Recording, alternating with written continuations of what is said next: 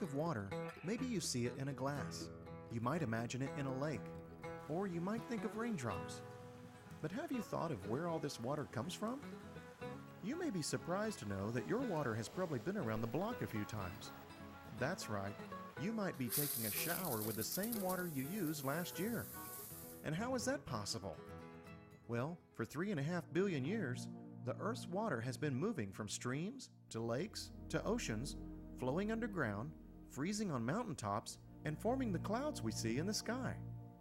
And all this moving and shifting around of water is one of the largest recycling efforts by Mother Nature. It's called the hydrologic cycle, and it's the driving force behind the weather we experience every day. When the sun warms the water on the Earth's surface, the water turns into invisible water vapor. This process is called evaporation. And every time water evaporates, it leaves behind whatever salts, pollutants, and other impurities were in it before becoming pure again. How did all that stuff get in there anyway? Well, that may be because water is the universal taxicab for pollutants.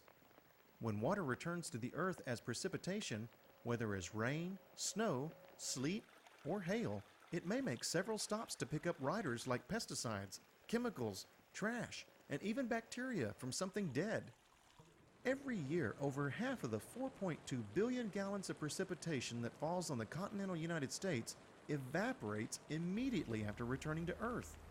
Talk about return to sender. All the rest of that precipitation becomes either surface water or groundwater. The weather will always impact how we get our water, but thank goodness it will never change the amount of water we have on Earth. We just need to get wiser about nature's water recycling program and do our part to make sure everyone has enough for life.